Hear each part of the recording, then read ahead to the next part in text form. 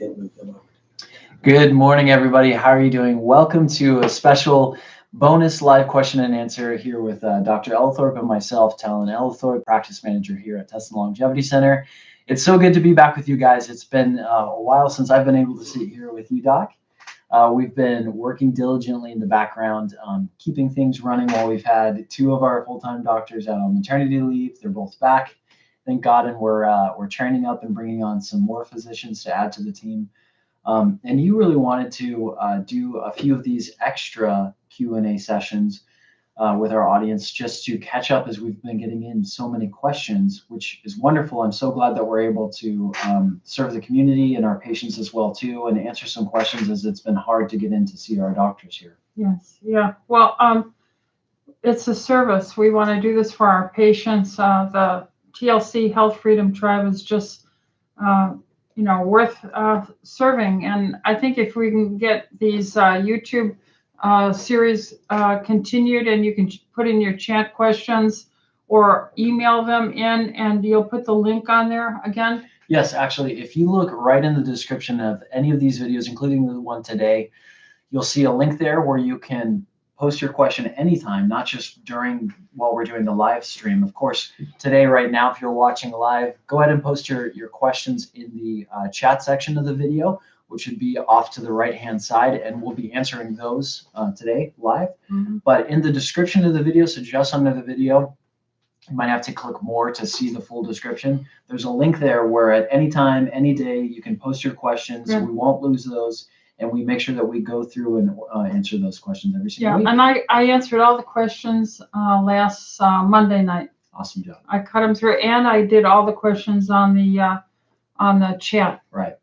You can also let us know on that link what topics you want to hear more about. It doesn't have to be a specific question, but if you would want to hear more about bioidentical hormones or chelation therapy or really anything, COVID. And tell them about the blog transcripts. Yes, in case you didn't know already. Of course, if you're signed up and you're getting our emails, our newsletters, which you can do on our website, you'd know that now we are transcribing these live Q&As so that you can just quickly read a recap of the question and the answer and skim through those. Yeah. There's some really cool, exciting things coming soon, so stay tuned for that. Make sure you're signed up to our newsletter.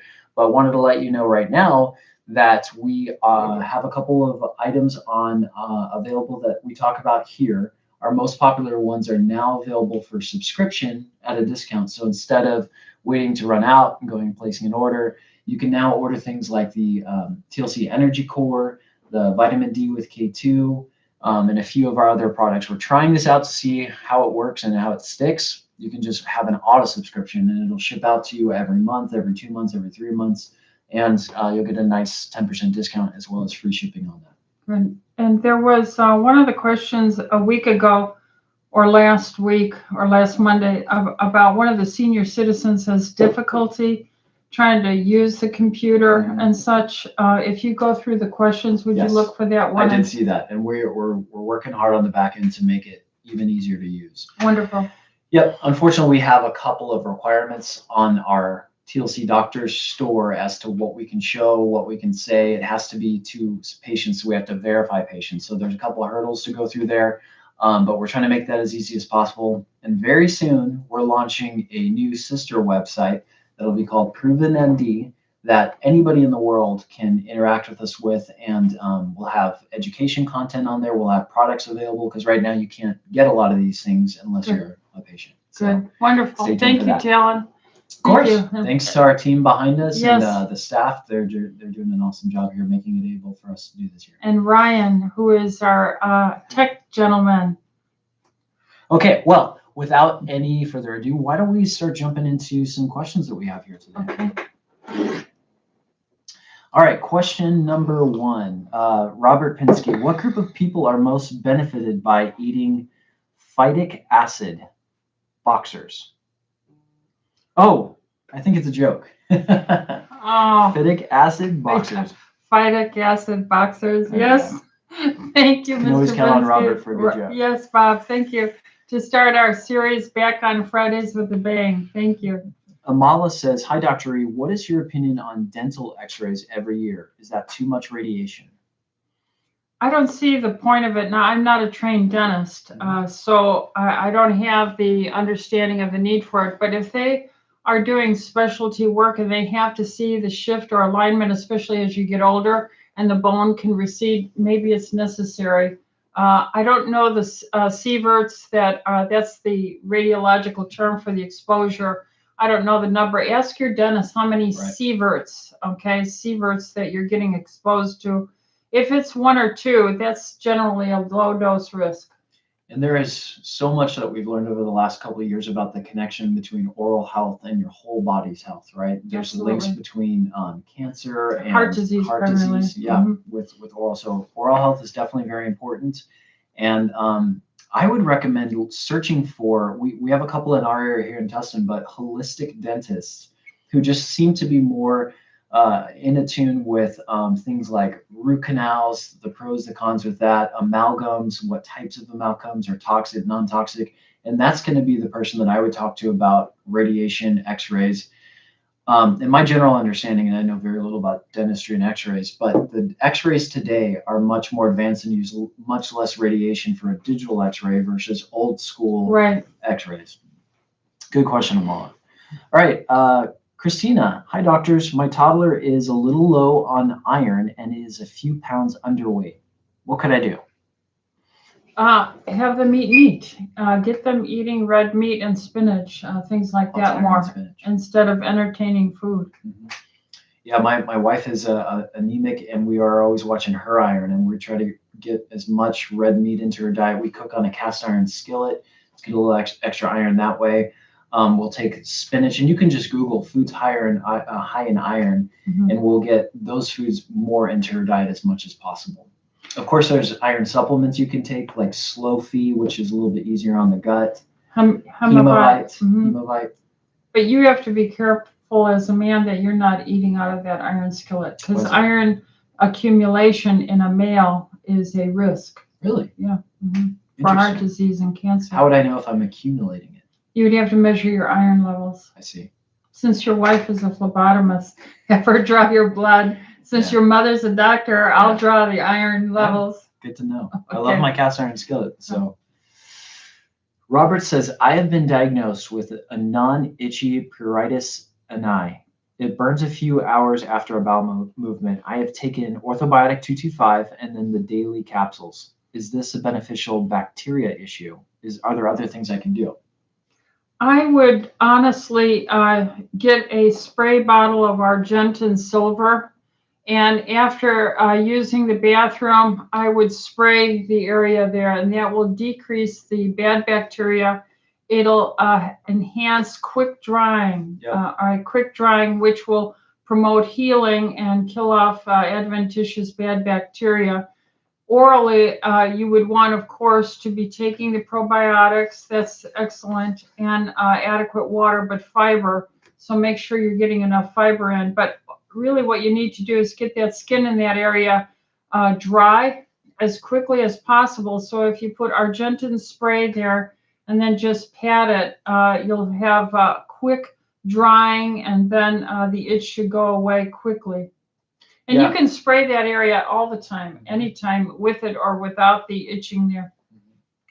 Very often a hemorrhoid is one of the causes. So you might want to have your doctor check and look for hemorrhoids in that region as well. If these things don't work, then have a stool test done. Ultimately, you could have pinworms that create itchiness there. That's one of the trade features of that. But that's rare, and it's usually self-limited. It goes through classrooms all the time. The kids come and go without getting any treatment. Okay. Follow-up to that, I see a follow-up question there to that is, how can I treat sciatica? Well, sciatica is a nerve radiculopathy. It is a pinched nerve of the lower exiting nerve roots to the lower extremity. The sciatic nerve is a bundle that comes out of your plexus in the back there and gathers up. That requires you to be working with weight control, doing core exercises, stretching, I think Pilates is something very good for that. You can see your chiropractor. Very often they can do ultrasound over the site and infrared treatments. But ultimately, you have to do the core exercises to tighten up your core, and you have to do the stretching. You have to drink the water, and then the enzymes like Vitalzyme or Vascuzyme. These systemic enzymes are quite beneficial as an anti-inflammatory. And I think that would be the direction. Of course, if it isn't resolved or improved with these things, or if it is progressively worse, you have to consult your doctor and see an orthopedic doctor and get x-rays. Okay, thank you, doctor. I'm going to turn now to some questions that were submitted on that form, link below in the video. Yolanda asks, what diet should be maintained to minimize gallbladder flare-ups? What diet should be maintained once the gallbladder has been removed? We don't have the answer to that. What makes someone have a cholesterol stone formed, and why is there the deposits onto small cholesterol granules that build and build? So I'm going to say the reason why you have a gallbladder is because you are taking the bile made from your liver, which is an end product of breakdown of red blood cells in your body. Mm-hmm. Those heme molecules are broken down, and this becomes an accumulated sludge in your gallbladder.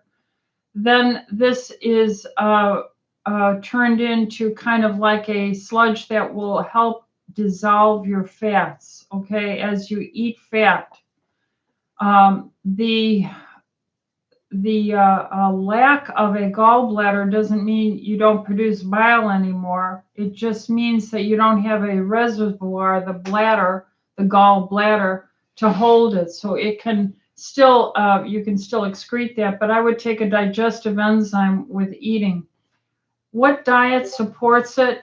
I think there's controversy on both sides. You're going to have people who say, well, your gallbladder contracts and gives you pain, so eat a very low-fat, plant-based diet.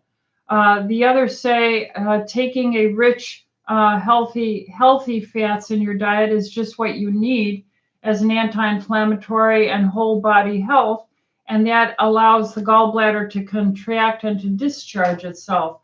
So there's an argument in the sciences as to what to do. We would recommend, we need to know your age, we need to know your blood type, we need to know your weight, we need to know how late you eat at night. We would recommend never eating really past 6 o'clock at night. We want to know how much water you drink. We would want to know your anti-inflammatory levels, C-reactive protein, sedimentation rate. We would want to know your insulin, your triglycerides and lipid profile. We would want to know your hemoglobin A1C and your fasting blood sugar, because it is typically with a picture of hyperinsulinemia from a too high of a carb diet that leads to gallbladder formation. That's a pattern. And so a plant-based diet would aggravate that picture. But everyone's unique. So see your doctor. We do know that if your insulin is really much above 5 on a fasting lab, your blood sugar much above 85, your hemoglobin A1C much above 5.2%, and your triglycerides much above 50, you are going to be in that category that is going to move toward hyperinsulinemia, obesity, and the word in medical school was trained in surgical rotation, fat, 40, and female. All right, so that was the typical patient who had the problems and the stones and the gallbladder colics. So I'm going to say, get those numbers, see your doctor, be low carb, don't eat late, and drink plenty of water and take enzymes, both digestive, that have the ox bile in it and the betaine hydrochloric acid in it with digestive enzymes when you eat a meal, and then take systemic enzymes morning and evening. It promotes inflammation, swelling reduction throughout the whole body. Okay, thank you for that answer. All right, one more question that was submitted to us. Lawrence says, how do I take the iodine you suggested? Do I purchase iodine at a store? How much do I take? Should it be diluted? If so, by how much? How often should I take this? I had difficulty following the link. The part where you came to me was jammed and I couldn't make out all the words. I like iodine in the caplet or tablet form. The reason is the liquids you drop on yourself, like it stains like Lugol solution or Povidone. Not that I'm against those forms, but I find children get into it, it spills and so forth. So I stick with just the caplet or the tablet. Now they are generally produced as a 12.5 milligram strength. I have seen it at 6.5 milligram and lower. But in general, if you look at the Japanese who have a very low breast cancer history of incidence and prostate cancer very low in the Japanese native people, their diet, if you look at their average diet, their traditional Japanese diet, they are consuming between 12.5 to 50 milligrams, not micrograms, milligrams every day of iodine in their diet, in their rich seaweed and kelp wrappings and so forth. So if men and women want to avoid breast, prostate, and uterine ovarian cancer, if you want to raise the intelligence of your unborn child, and as you're carrying them, you have to have adequate iodine. Remember, when newborns are born, they do a heel stick to check the thyroid level, and low iodine predicts a low mentality for that child's future. So mothers should be tested for their iodine or just take a 12.5 milligrams. So I recommend always the 12.5 milligram, which is the low range of all these Japanese women. I've been on this for decades now. There's a great book by the name of David Brownstein, and he's up in Michigan. He's a family practice doctor like myself. And his forte was to help his father with prostate problems. And I think his father had prostate cancer. And he researched the iodine and helped resolve his father's problem. I don't know if he had the prostate cancer, but I do know that his prostate greatly improved with adequate. And then he wrote books on it. And the name of the book is called Iodine. It's just straight iodine. You can go on YouTube and put in David Brownstein iodine and listen to his lectures and the many, many, many organ systems throughout your body that has benefited the intelligence, the IQ testing, your mental acuity, your memory, your recall, your quick recall. All these things are so much benefited. System. It helps protect us against radiation. Yes, God forbid there ever be a radiation exposure. So long and short of it, 12.5 milligrams once a day is my baseline dosing. Yep. And I've got everybody on my family taking at least that 12.5 milligrams a day. We take the Ioderol brand name just daily. It's a very tiny little caplet that even my kids can take. That's Dr. Brownstein's one. So that's actually what we use when we're testing, when we do the urine iodine deficiency test. Yeah, but you take 4 all at once. Right. You take 4 all at once, and then you collect 24 hours of urine. And then when we do a sample of your urine to test it, and you say you took 4, which is 50 milligrams, and then they know at the research lab that that's what you did, and then you tell them how many cc's, milliliters you peed out in 24 hours, and then they look at your aliquot, and they know your weight, then they can calculate how much should have been peed out of your body. And if you're only at 50, 60, 70, 80, you're supposed to be over 90% of the iodine you take in. If you don't need it, it pees right out of you. I have maybe seen 1 in 20 years in America have enough iodine in their diet. Wow. 1. Okay. Great question. Great answer. Okay. Truth says, how much magnesium and zinc should an adult take daily? What would be kids' dosage ages 9 to 14? So magnesium and zinc. Well, I think most, I evaluate the child by their poundage, not their age. Most children are overweight. And so a 9-year-old today on the average is around 80, 90 pounds. And I treat them like an adult because I have women who are 93, 94 pounds and I give them adult doses. Right. So I'm going to give you the adult dose range. And would there be any concern with overdosing with magnesium and zinc, or would you just pee it out? Zinc would be something of more concern. You could overdose zinc somewhat in that it will put an imbalance on your copper in your body. So I don't want you to be fearful of it because most people are zinc deficient. Right. But in general, I don't have my book here, and most of my population is adult people over age, 14 or so. But if I recall my pediatrics, I'd rather consult my book if I'm going to give you a number. But certainly half of whatever I recommend an adult is probably safe for, a 4-year-old and up. I would give the child a good multivitamin standardized chewable, and then I would make them eat meat, fish, chicken, turkey, and beef. And eggs with yolk, because the richest source of minerals in your diet, the richest source, is in meat, fish, chicken, turkey, beef, and eggs, okay? And liver, if you want to be honest, and oysters and mussels and clams and shrimp and stuff. So they're rich in it. So if the child ate some of these things every day, a variety as the week went through, they should be fine. I do recommend that if they are a blood type A, that they use digestive enzymes. That's another side issue. But the adult dosing, on the average, I think is usually somewhere in the realm of 250 milligrams of magnesium daily. And you could go up to like several grams, like 4,000 milligrams, 6,000 milligrams. But then you might get so relaxed and you might get diarrhea. Right. There's so many forms of magnesium: sulfate, stearate. Magnesium oxide is a bad form. Mm-hmm. We like the amino acid chelates: sulfate, glycinate, citrate, and so forth. So 250 milligrams is adequate.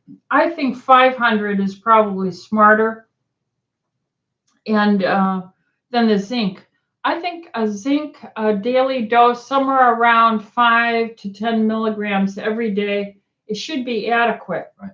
Now, let's say you're coming down with a cold, you could go up to 50 milligrams or so.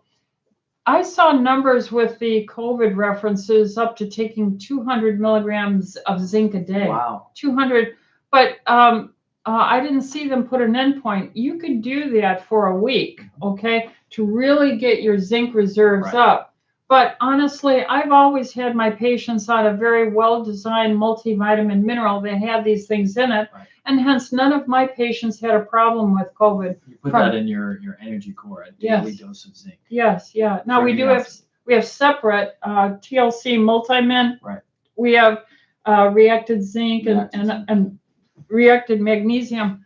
But I think a daily dose of 5 milligrams should be good enough, because I'm always telling my patients, eat meat, eat fish, eat chicken, eat shrimp, eat crab, and things like that. Okay, we have about 5 minutes left here. We're doing a shorter series here today on Friday. So let's see if we can fire through a couple of questions. Doctor, I have a lump on my left arm, and ultrasound shown as lipoma, and it's benign. If I want, they will refer me to a surgeon. What are your thoughts?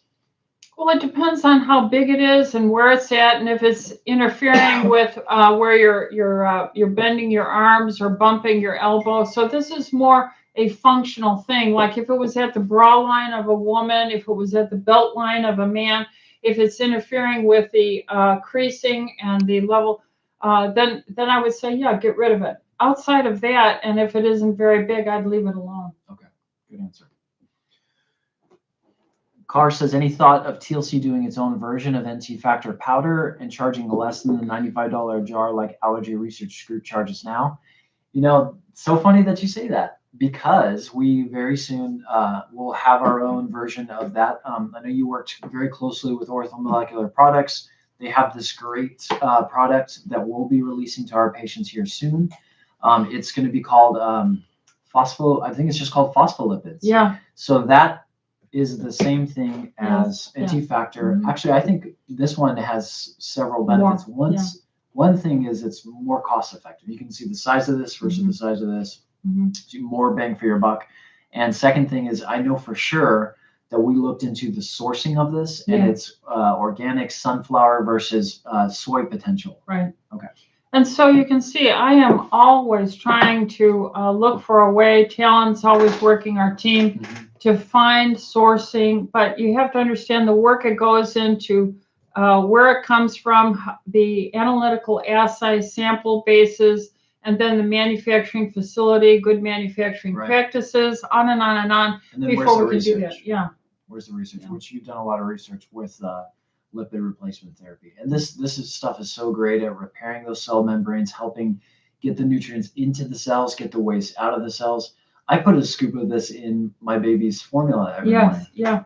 In fact, that's excellent for women to take if they're pregnant. Because a baby's made of fat and protein. Right. Okay.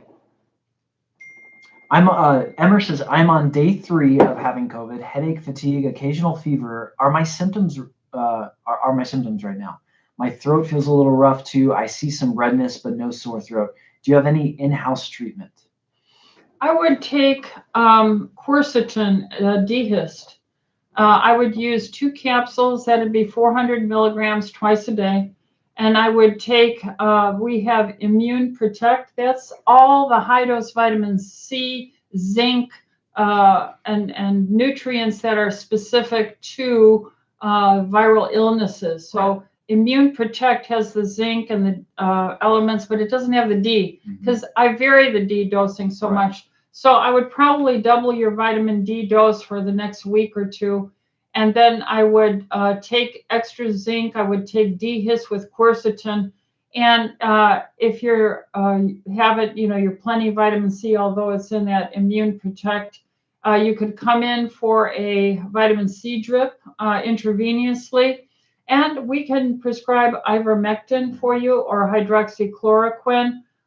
So I would call the office or call your doctor or go on the FLCC protocol. FLCC, frontline doctors. Yeah, frontline doctors. Right. Yeah, if you're a patient here and you're local, there's a whole lot of options. Just give us a call. We'll get you in for an IV. Of course, you have the whole suite of products that we recommend to our patients that we've researched, including Immune Protect. If you're not a patient here and you're not in the area, then you want to be on a good zinc, probably for a couple days, around 50 milligrams of zinc. You want to be on some quercetin. What we put patients on for vitamin D is cholecalciferol, which is vitamin D3, up to 50,000 IUs per day for 5, maybe 7 days max. Right. Drink plenty of water. Take some vitamin C.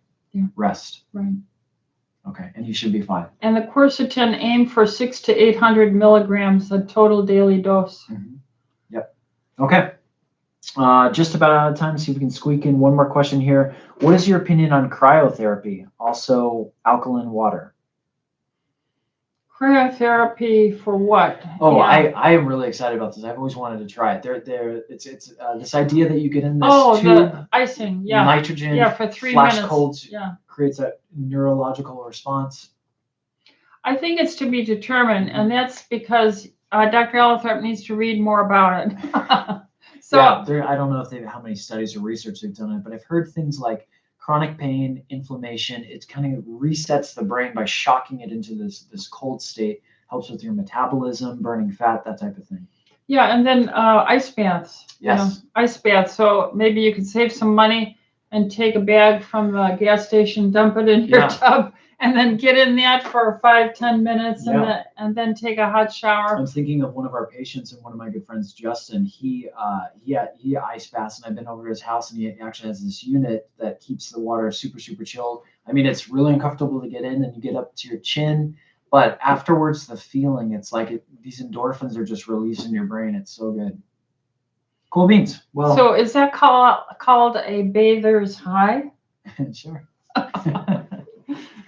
All right, everybody. Well, that is all the time that we have for today, this Friday. Stay tuned. We might do another one of these maybe next Friday. We're going to try this out for a while. Of course, Dr. Ellithorpe always has her regular Just You, Just Her Monday evenings at 6 p.m. live stream. So subscribe to the channel. And if you got any value out of this today, if you enjoyed the content, please give us a thumbs up. That helps get the word out and just bring attention to this so that we can help more people. Below in the description, as we mentioned, there's a link. You can post your question there anytime, so it doesn't have to be while we're live. And we, as you see, we answered some of those questions here today. Other than that, anything to close this with, Doctor? Well, I'll get to the rest of those on Monday if you can get a screenshot of that. Yeah, the only for thing we me. didn't answer was alkaline water, and then talking about the relationship of iron in the body and environmental toxic heavy metals. Okay, all So we right. can talk about that on Monday. Okay, very good. And it's so glad to have you back, Talon. It's good to be here. And it's so nice to have Ryan, our new internet Superman, behind the scenes. He's not that new, but now he's hit your radar. Yeah, he hit my radar, but he's been around for a while. Yes, okay, yes. so we welcome him. All right, everybody. Thank you so much for joining us today. We appreciate it. Thanks for your time, and we look forward to seeing you Monday at 6 p.m. for our next live stream. Until then, everybody, be blessed. Be God well. bless. Bye.